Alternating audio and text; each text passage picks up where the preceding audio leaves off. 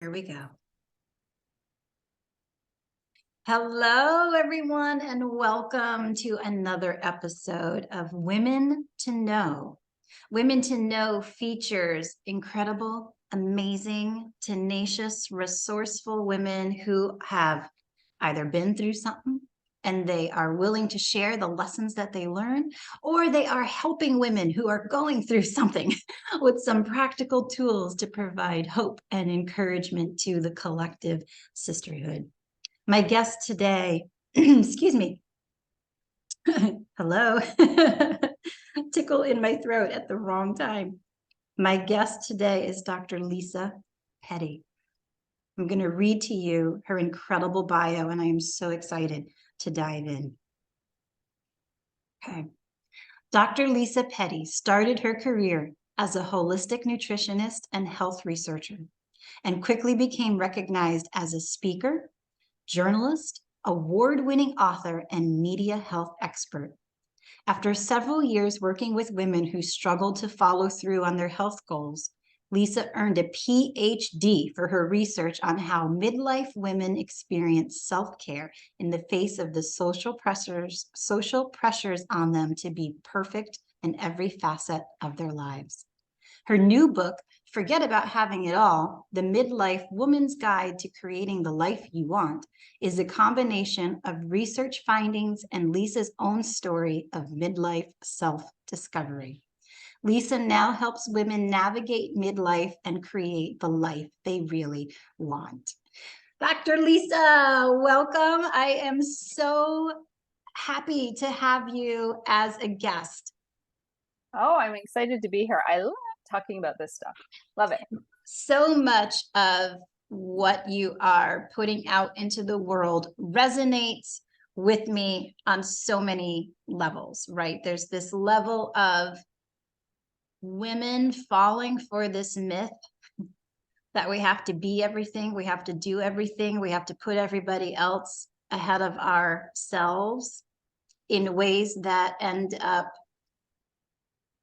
incapacitating to some degree who we are, because we're not living from that place of our best self, in alignment with who we truly are from our identity perspective.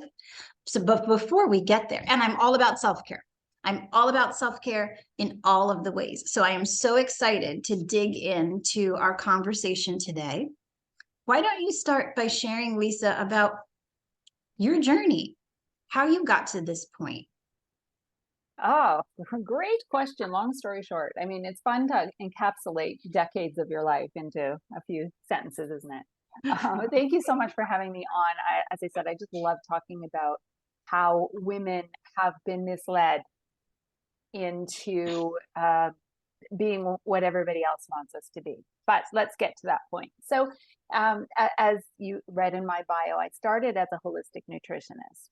And for those who aren't familiar with that term, that simply means that as a holistic nutrition looks at the whole body, right? If you come in with a concern about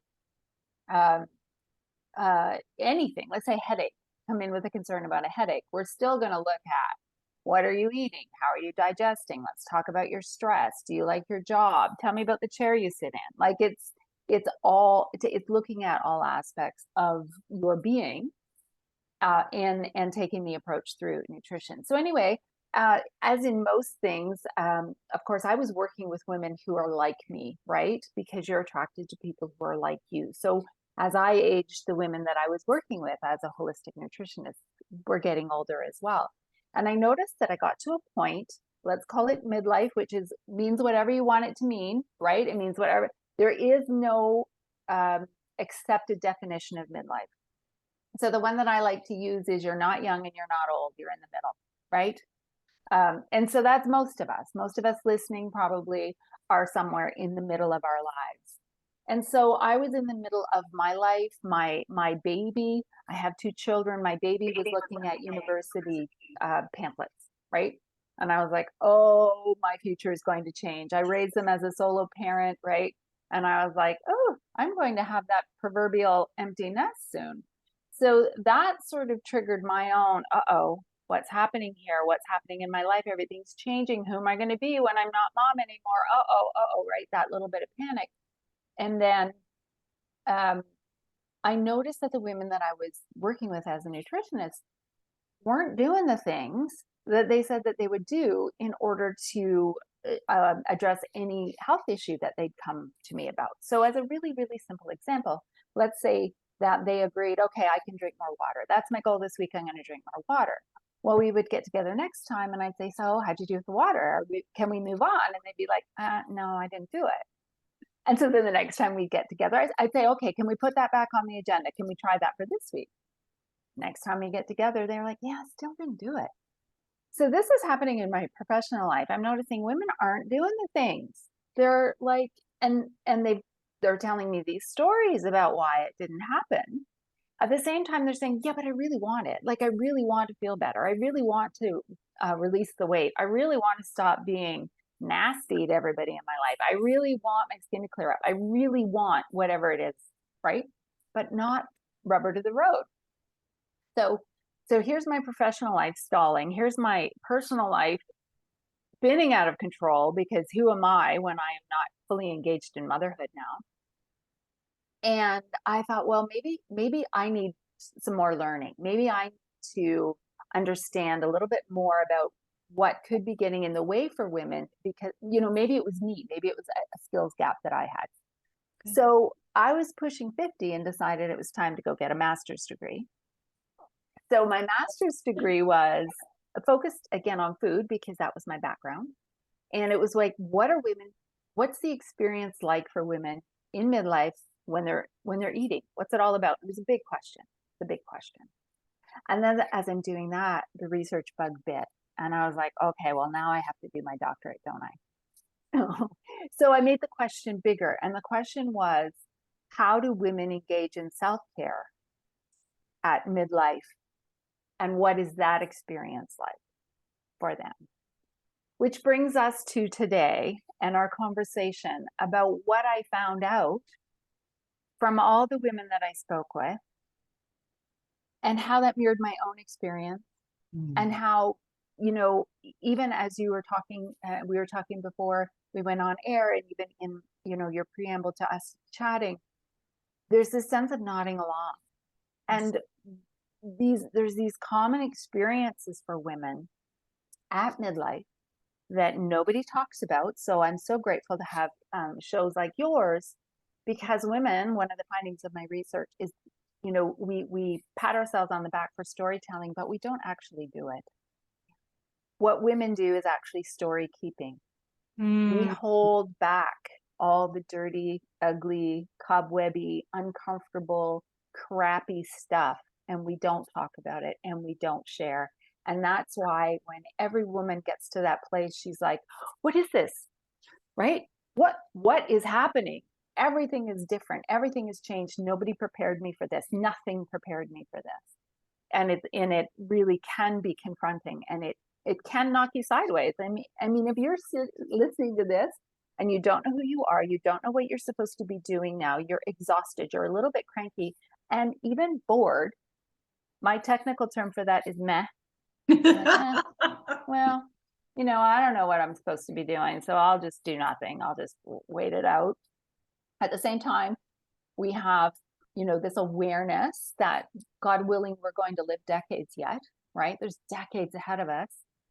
And, alongside this meh, there's what I call the stirrings, this soul awakening, like there is more to life. I've been buried for so long. That's why I don't know who I am, because I've been buried for so long under the weight of everybody else's expectations of me. And so it's like a roller coaster ride, isn't it? It's like, I'm bored. Oh my God, I'm so excited, but I don't know where I'm going. But it's just this constant up and down and back and forth. And so that's why I love talking about it. First of all, if you're listening and you're nodding along, you're right on track. Like you're right where you're supposed to be. And how beautiful that you're at this place now where you get to reframe who you are. You get to be you. You get to figure you out. You get to answer that soul stirring, right? And create what you want in your life, rather than recreating or trying to create or pretend to create what everybody says you should be creating. Lisa, there's so many directions we can go, right? When you, and I would love to weave in some of your research before we dive into your book, because I think oftentimes it's easy to just kind of talk. It's easy to pontificate, it's easy to just kind of theorize. You've done the work. You've done the research. You have the backing to be able to say, oh, I spent years studying this. I have a doctorate in this. So I want to honor that space that you have earned. And what an example that at any age, education is available. At any age, if you have a passion and a desire, you have that little niggle inside that is calling you to step forward, do it. Find a way to make it happen, right? So congratulations to you for digging in deeper in this area. As you were researching, what would you say are some of the common themes that led to this meh kind of existence that you were finding? Right. Okay. So to put on a different hat for a moment, and this is the more biological hat. What is happening that contributes to the in a physiological or physical level is the fluctuation of perimenopause and menopause, right? Hormones are, again, on that roller coaster ride with you. And there's a triad of those hormone shifts, typically coupled with insomnia and problems sleeping, which rolls into fatigue, which is the third part of the triad, is that feeling of ennui, which is bigger than boredom. Boredom is just like, I don't have anything to do right now. But ennui is this sense of, I don't get it. I don't know why I'm here. I don't know what's going on. So I won't do anything. Right. And so if that's that, I put them all together and technically call them meth. If that's where you're sitting, that's common. Now, if you're having like serious depression, please go and talk to a mental health expert, because that's not what I'm talking about. I'm not talking about serious depression. I'm talking about, I don't know what to do. I don't feel good about myself. I don't feel good about my life. That kind of low level, just mess, right? So that's one aspect of it. But the other thing that happens at midlife, I think, and this is just a guess, because guess what? They don't really research what happens to women ever. Women's health is not on anybody's agenda. Yep. Whole other conversation, right? Whole other conversation. Yep. We are not just men in a different body. No, we are completely different. Yep. And I think what happens when our hormones start to change at perimenopause and menopause, and we're not producing estrogen, which is that nurturing hormone that I need to put everybody else in front of me. My job is to mother and care for, right? When that starts to change, it's like the clouds lift, and we see differently. And we see where we're put upon, and we see where our boundaries aren't honored, and we don't want to give out so much anymore. So I think there's sort of a physiological thing that happens too. And it makes us aware of the social stuff that's happened, and the social stuff that happened a long, long time ago when you were a teenager. So or a little bit beyond that, so early millennials and even the late boomers. So anyone who's sort of between, let's say, the age of 40 and 65, right? Anybody in that age group, we were raised with the belief, based on a best-selling book at the time called You Can Have It All. And it was, I think the subtitle was Sex, Love, Money, I don't know, whatever it was, right? Best-selling book. And it set up this premise that women can have it all. Lucky us, right? We're no longer trapped into one silo of existence. We can have it all. But what happened, though, rather than approaching that like a buffet, like, oh, I'll have a little bit of this and I'll have a bit of that, it became the next rule. Not that you can have it all, so darling, choose whatever you like. It became, no, you must have it all. You must get your education. You must get a career. You must be successful in the career. You must find a partner. You must have 2.5 children. You must have a big house. You must have a brand new car. Every couple of years, you must go on these great vacations. You must keep up with the Joneses. You must do all of this, be perfect, never lose your cool, always be kind and nurturing and self-sacrificing, and do it in size 6 jeans, honey. What? Like, the expectations are off the charts. Mhm. And so it's no wonder we're exhausted. It's no wonder that we're questioning the purpose of it all, right? We get to midlife, we've technically ticked off, not maybe all of them, but we've ticked off a lot of them. And we go, well, wait a second, I'm not happy. Mhm. This isn't, does that mean I'm a failure? I'm not happy. I've done these things. I'm not happy. What's missing? And if you again sort of rewind, go back in time when you were a young woman being told you could have it all, did anyone say, but what do you want?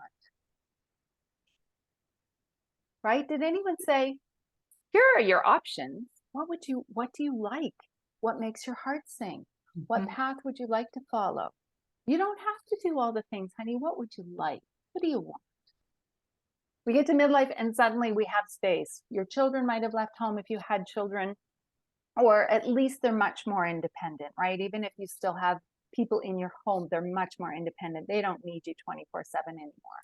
So you've got space. Your marriage might be ending, or you might be widowed at this point, or your career, you went to school to become a dental hygienist. I always throw that up. I don't know why that one comes to my head, but suddenly you're like, I don't want to be digging around in people's mouths anymore. I don't want to do that. And so you might be thinking of changing that, but you're scared, right? Because this is all you've ever known. You've only ever been wife, mother, dental hygienist, whatever, right? So at the same time, we have this huge opportunity to figure out, what do I want? Yeah. Again, there's all of these social pressures and programming and conditioning telling us who we should be and how we're supposed to be living. So it is a brave woman. It is a brave woman who says, no, it's time for me. I'm ready. To that point, when you think about, I would love for you to share how all of these projections, all of these labels, all of these culturally defined aspirations affect sense of identity. And in relation to that, the connection to your belief that the way to self-actualization is through embodiment and intuition. Those two are definitely connected. Can you kind of elaborate on that? Right. Big question. I feel like I'm writing an essay. So the thesis is, so when you think about social conditioning, which it happens from hello. It happens from, oh, look at you, beautiful baby, right? We are conditioned to, mom and dad are in charge, and this is how we get along, and do as you're told. And then we get to school, and it's like, you can use the bathroom when the bell rings, and all of these conditionings, right? Then we move into, oh, you can have it all, and women are supposed to be this way, and so we're conditioned to be someone who maybe we're not, right? And that's why sometimes we have anxiety and struggle, because we're not being authentic. Right. We're told to be nice. Well, I am a kind and loving person, but nobody who knows me would accuse me of being nice. Like, it's no, I'm not. When I say that, I mean, like, I'm not sweet. I'll call people on their stuff, right? Like, I do it in a loving way, but nobody's going to say that, oh yeah, Lisa's one of the sweetest people I know. No, but I'm good. I'm a great person. I'm generous and kind and loving, but I am not sweet. But for someone who's trying to be sweet and it's not in them, oh my gosh, right? Just the daily failure, Yeah. moment by moment failure of not measuring up to that, right? So that's a challenge, how that conditioning moves in. And the other thing, sort of that social conditioning, and again, this is from going back to this idea that you can have it all, Mhm. based on a patriarchal system right? Because we were told we can move out of the home and into corporations. Corporations are very patriarchal in the sense that, there's a boss on the top and everybody underneath the boss does what they're told. We move into that system, and that system valued logic, right? And we started to hear as women, use your logic, stop being so emotional, right? The only way to succeed, don't cry, don't cry. I mean, I'm sorry, but my wisdom comes out in tears all the time, right? And so even that sense of stop being so emotional, use your logic. And I have a doctorate, so I am all about intellect, right? I'm all about using your brain, doing critical thinking, assessing the information that you have, and making your final decision. However, we have made the brain the leader, and that is not how women best operate. Women best operate from our bodies. We best operate from our intuition. Yes. And for those who are listening going, oh, she's too woo for me, remember a couple of things. First, I have a doctorate, and research supports this woo. Yes. Research says absolutely 90% of the communication between your brain and your gut starts in your gut. Yes. So when you know it in your gut, you're onto something. On that same pathway through the vagus nervous system, your heart is in there. Yep. And same thing, 90% of the communication between your brain and your heart starts in your heart. And research shows that the heart is able to learn, has memory cells, and actually helps in decision making. So when you know something in your heart or you feel it in your gut, that's when you're on track. So from my own story, in the pursuit of knowledge, looking for my own personal answers, my first reaction, of course, well, I've got to go to school. I've got to go to somebody else. I've got to go learn the conditioning, right? I had to be conditioned in what is known. And it wasn't until I was finished my doctorate and really started to put my learning into practice that I realized I was missing a huge chunk of it, not only personally, but as I was coaching other women. And the huge part of it is the embodiment piece. Yes. And how much of our wisdom comes from our bodies. And yet we've been conditioned to stay in our brains. So a huge challenge for people, particularly people like me who thought, your brain rules the show. How do you get out of your brain and into your body, and honor your emotions and recognize what your emotions are trying to tell you, and honor that little voice that says, oh, don't go down that dark alley, or hey, that guy, no, turn around and walk away because that is not good for you. And again, it's been practiced out of us, right? It's been conditioned out of us. And the only way to figure out who you are and why you're here, and to find the courage of your conviction, is to get back into your body and honor how you want to feel and make choices based on how you want to be in your body. So after 6 years of graduate school, the answer is actually, I can explain all the reasons in the world why you are where you are, what got us here collectively as women. But the answers are actually in our bodies. And that's where we have to get back to. And what did that journey look like for you? What did that journey of tapping into your body, your emotion, your intuition look like for you? So thank you. That's a really good question. For someone like me who's so much in my head that I would actually think my emotions.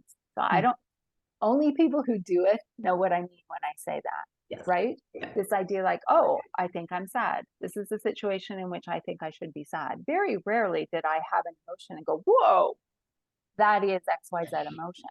And if I did have feelings in my body, most of the time it was dread. Okay. Most of the time it was this low, in my sacral chakra, which is, really low in your body. It was just like I had a rock there, right under your belly button, right? This feeling of dread pretty constantly, like always waiting for the other shoe to drop. And so the other thing that when I would go to coaches and I would go to healers and I would do my own self-learning, there was this message all the time, well, just let go, let go, let go. And I'm like, you can't tell someone who thinks through life to let go without telling us how to let go, right? So I incorporate in my coaching actually strategies for letting go, because I know there's other people like me out there who are like, what do you mean let go? What does that even mean? So anyone who's listening who's like, well, what does that mean?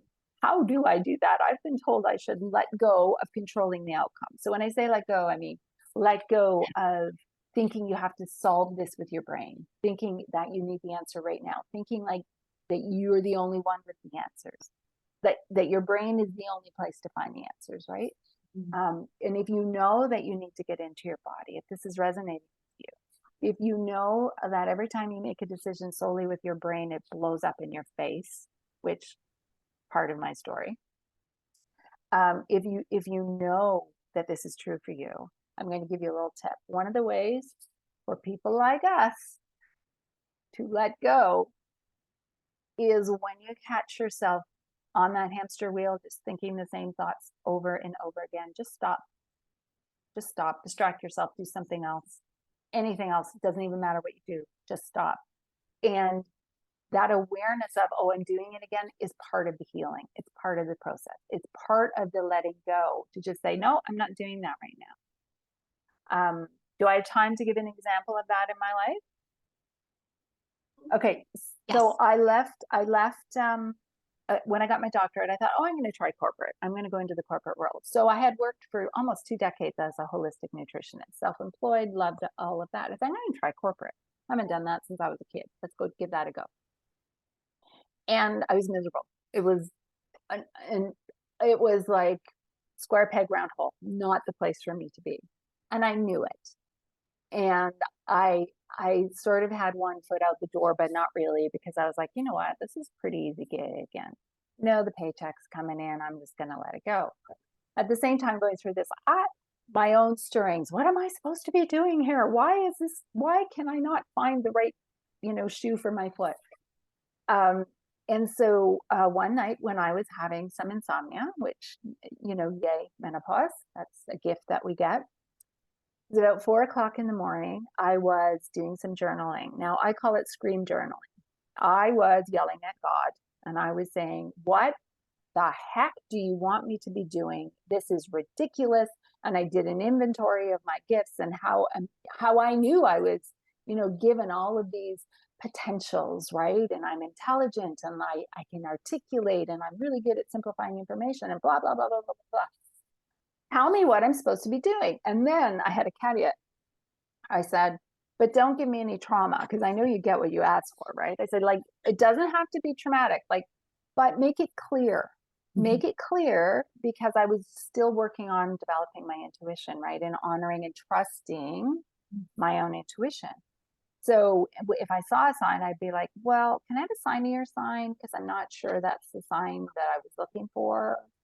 So in my journal, as I'm angry with God and I'm what do you want me to do? I said, no trauma. I don't need a trauma. Well, 3 hours later, I was laid off from my job. And I don't know, imagine this. So nowadays you get laid off over Zoom, right? Like right? So they've probably never had this experience before in their lives. They make the announcement, I'm sorry, Lisa, we're going to have to let you go. And I started laughing. Did you? Because I was like, and I almost wanted to have any drama or whatever. But anyway, I got up. I just had a laugh, such a laugh, thinking, asking it is given, right? So that's sort of an example of me being able to let go. I didn't freak out. But then I continued. I thought, okay, they've let me go on their schedule, not mine. I wasn't ready for this, but I am ready for this. You know what I mean, right? One foot in each camp.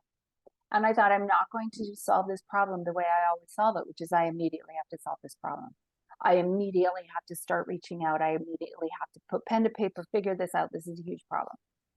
I said, you know what? I'm not even going to think about this for 2 weeks. I'm not even going to. Every time I start thinking, oh my gosh, I don't have an income, I'm going to, no, I'm fine. And it was great training for me to realize you can actually put your foot down, say, no, I'm not thinking about that. I'm not considering it. I'm just going to give myself time to be in this sort of space of not knowing. So for people who are listening, even if you lose your job, there is still an opportunity there to go, okay, what's next? Right. And I'm going to let go. I'm going to let go of the worry. I'm going to let go of the thinking and the problem solving and what have you. So it is possible. I thank you for sharing an example of what this looks like, because I know that this concept of letting go and release or releasing it feels wooey to some people, and it's not, right? Like, I mean, easy for us to say because we live this, we do this, it's incorporated as part of our lifestyle. Yet what is clearly communicated through your example, Lisa, is that it's releasing and letting go of the emotional attachment to the outcome. It's not that you're releasing and letting go of action. You're releasing and letting go of the emotional connection to the outcome, like neutralizing it. So that way you can receive it. It's an act. It's something that happened, and now you have choice. You have choice to decide how you want to move through it, how you want to respond to it. What is it going to open up in your life? What opportunities may come? That's part of the reframing of the, again, there's so many ways that we can take that, even just that example. But I don't want to detract from it, because what you have shared is a perfect, practical example that many women, I think, can relate to. Yeah. Yes, and we'd had a bit of a tech blip there, but I think it's really important to give practical tips. We can get way too theoretical, especially as we're moving into this transformation space, right? I personally had a lot of challenges using other mentors and learning from other people, because they would use language I didn't understand, and they would use it in a way that there was no way I could figure it out. And even when I asked, what does that mean? What do you mean? When they couldn't explain what it meant. So I think it's really important as a teacher and a mentor to be able to say, okay, here's sort of where we want to go, and this is what it means. And this is what I did when I had that same question, which is, yeah, but how do you do that? Yeah. This is what I did. So anyone who feels, oh my gosh, my head runs the show, I don't know how to get out of my head, trust me, I got you, because I'm still learning strategies of embodiment and trusting my intuition, and the importance of looking at your emotions, right? And it wouldn't have been wrong in the moment for me to have any other kind of emotion. I could have been angry, I could have been scared, and none of that is wrong. Right. I just thought it was funny. It was funny. God was being funny. Like, that was just funny to me. I don't know. Maybe nobody else would think that. No, he's like, is this sign clear enough? Yeah, right. I was like, okay, that was a pretty signy sign that this is not the path I'm supposed to be on. Gotcha. And it wasn't that traumatic because, fortunately, because of the way that it worked, I still was guaranteed an income. I had space, right? So yeah, it was okay. But this idea that our emotions are bad, or that don't get stuck in your emotions, no, don't. But don't ignore them. Right. Had I felt fear in that moment, I would have said, okay, fear, what are you trying to tell me? Yes. Okay, sadness, what are you trying to tell me? Mm-hmm. Thank you, fear. Thank you, sadness. I see you, I honor you. And that's part of the process, right? Like, thank you for letting me know that a boundary has been crossed, or that an experience needs my attention, or whatever. I've got your message, and now I'm going to move on, right? Now I'm going to let it go. Thank you. I really bless you, release you. I let you go. And I'm just going to be neutral, as you said. I want to come back to neutral now, because that's where the receiving happens, right? The divine downloads, or the brilliant thought, or whatever language works for you, or the right connection. Somebody calls you up and says, hey, do you know anybody who knows it? Right? These things happen, but only when you're in that neutral place and that place of receiving. Yeah. Lisa, I want to spend a few minutes talking about your book. I would love for you to show the viewers what this book looks like, and let's talk a little bit about the steps that you're guiding women through on how to create the life they want, and reframing, the process of reframing. Perfect. Well, let me show you the book, because I just love it. I think it's so pretty. It's gorgeous. So it's called Forget About Having It All, and that's cheeky intentionally, right? Because there's all this pressure on us to have it all. Well, just like forget about that. Forget about that. Because again, the first step in reframing is to let that go, because somebody else gave that to you, right? Somebody else made that up. That's a social conditioning. That's a programming. We can let that one go. Yes. And as soon as we let that one go, and I know there's a process involved, but as soon as we let that go, we have the opportunity to create what we really, really want. But it takes a lot of peeling back the layers. And so in my book, I go through the how did we get here, sort of an explanation of how you got to this place right now at midlife, when you're going, I don't know who I am or what I want. I know I came here to do something, or else you wouldn't be listening to this call, right? You'd have your head down, you'd be going through life on autopilot, right? People who are listening to this podcast know that they're here for some reason, whatever that is, and they want to uncover that and honor that. So after I sort of explain this is how we got here, I go through the various ways that we are conditioned and programmed. And so that includes things like what I call belief implants, which are those mindset beliefs. So these are beliefs that get implanted in our head, and we don't question them because they're implanted so deep, right? And I give some examples in the book of what some of those belief implants are. Off the top of my head, what pops in is do as you're told, right? Talk about what that means. And so I list a bunch of them. It's sort of a work process, a journal prompt maybe for women to go through and say, okay, well, which ones do I have, right? What I maybe list about 10 and explain where they came from and how they're damaging, right? And what the opposite of that belief might look like for you. But then encourage women to go, okay, you do some digging now. Which ones are controlling your show, right? So once we're aware of them, then we can start detangling from them. So that's part of it. And then the other part of it is this concept that you can't solve a problem with the brain that got you into the problem, right? Like you are limited by your own perceptions of your own reality. So if you're looking to solve a problem, you've got to get out of your brain, out of your programming, and explore other options.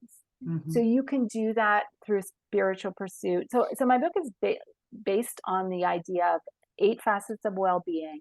And when you create the life that you want to be honoring all 8 of those. So we think about body, mind, and spirit, but there's so many more. So we've got emotional health, we've got social health, professional health, financial health, environmental health, and I'm missing one, but that doesn't matter. It's just the idea of looking at all aspects of our lives, and we have to acknowledge that we are spiritual beings. Yes. Otherwise, we'd all be the same, right? You have a different soul purpose than I have, and I'm not talking about religion here. I mean, we were brought here for a reason, and the stirrings, this idea that I'm here for more, what am I supposed to be doing? That's your soul saying, yes, sister, wake up, let's do this thing. So, but sometimes we're again trapped in these ideas. Well, that's not possible for me. Here's what I imagine I would like to do, but that's impossible. Like the idea of going back to school, if that intrigues you, or finding a coaching program or picking up a paintbrush or whatever the thing is. Well, I'm too old for that. I'm telling you, sister, I get so frustrated when I hear that. And I have a daughter, and I heard her friends in their 20s saying, oh, I'm too old for that. I know. So that's more programming, right? That we believe that we're only allowed to or permitted to do certain things at certain points in our life. So like, that's another thing. Let's let that go. Let that go. Whatever you can imagine is a possibility for you. So we want to make sure we don't get trapped in the thinking, oh, I can't do that. Here's why I can't do that. And get outside of ourselves and look for inspiration outside of ourselves. So an example of, I talk about the reticular activating system in the book. And if you haven't heard that term, it's very simply, it's this idea that thousands of pieces of data are coming at your brain, through your eyes, through your senses all the time. And we would go insane. Our poor human brains can't handle all of the data coming at us. So the brain selects what data you're going to perceive. And to make the job easier for the brain, it tends to choose things it's familiar with. Yes. Because when it chooses things it's not familiar with, then that can elicit a stress response. Yes. So your brain self-selects to things that are familiar to you, which is why you can never solve the problem with the brain that helped create the problem, because you're only ever seeing the solutions you've ever seen before. Right? That concept alone, that truth alone, is such a powerful piece of information to understand, especially for those women listening who question, why do I continue to do the same thing? Or why am I afraid? Why am I constantly afraid to step out and do, like, it's in my heart. I feel it. There's a pounding. Why am I? It's because your brain is scanning constantly for those bits of information to keep you in a place that is known, secure, and safe. So even if there's something really positive, hey, I want to write a blog. Hey, I want to write a book. Hey, I want to start a business. Those are fabulous enterprises, but your brain doesn't recognize that. It sees it as outside of the comfort norm, and so it causes a stress reaction. Absolutely, 100%. So we need to actively look for evidence that what we want to create is possible. Yes. Right? And again, this is not stuff we're taught in school. No. Right? We're programmed to go to the bathroom and the bell rings. Yes. We're programmed not to talk back. We're programmed not to question authority. We are programmed to believe everything that the powers that be, right, in the media tells us. Mm-hmm. Now we've been programmed to allow social media to tell us how to feel and where we're not measuring up. Mm-hmm. So we need to actively seek out different information if we are serious about changing who we are going forward. Yes.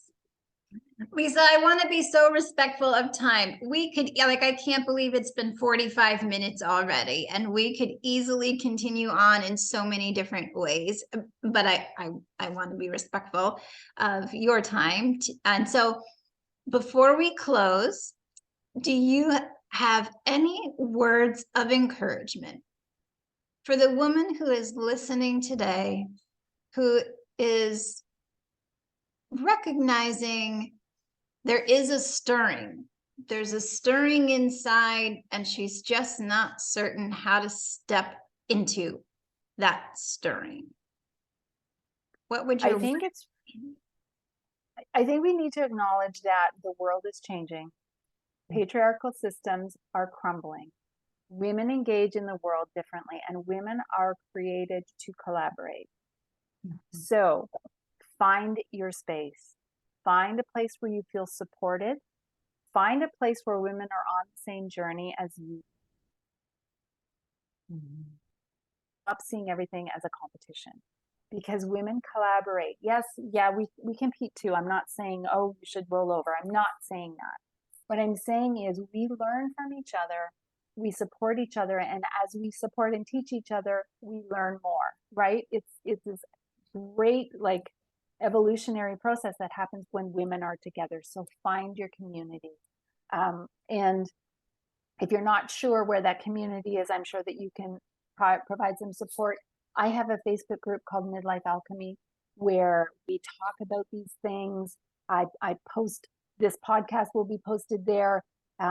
Just this opportunity for you to explore things that are not in your normal sensory space, right? And women who are on the same journey. So acknowledging that, I think that that's really the easiest first step, right? Just find some people. And Dr. Lisa, before we go, if there are women listening who want to know more about you, who want to work with you, where can they find you? As I mentioned, I have the Midlife Alchemy Facebook group, but you also can go to my website, lisapetty.com. And I have a coaching program also called Midlife Alchemy, where we go through full body transformation, looking at all 8 aspects of well-being. Body, mind, spirit, and emotion are the focuses.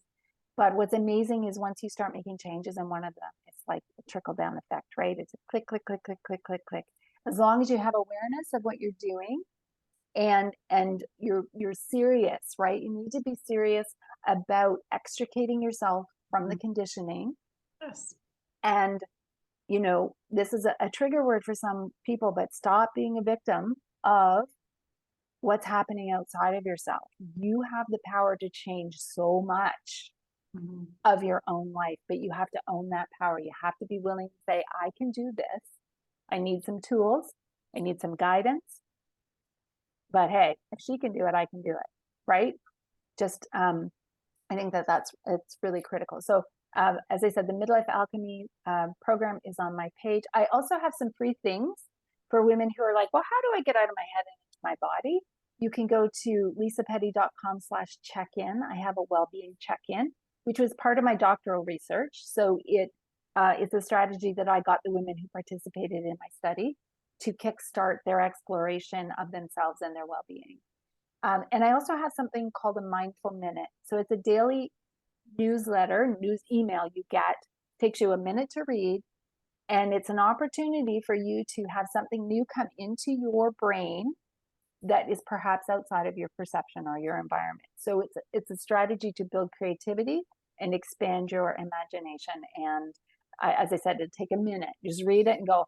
And if it aligns, great. If it's something you go, oh, I don't think I need that, you know, move on. But those are for some free resources on my website as well. Love it. And I will make sure that all of that information is in the caption below. Lisa, don't hang up, but I'm going to officially close us. Thank you so much for coming on today, for sharing your heart, your passion, your experiences, your wisdom. Greatly appreciated. I encourage any woman who is listening today for whom this is really resonating with you, reach out to Lisa through one of the means in the caption below and take that first step of stepping into the stirring that is happening in your soul right now. Lisa, thank you so much. Thanks again for having me. It was great.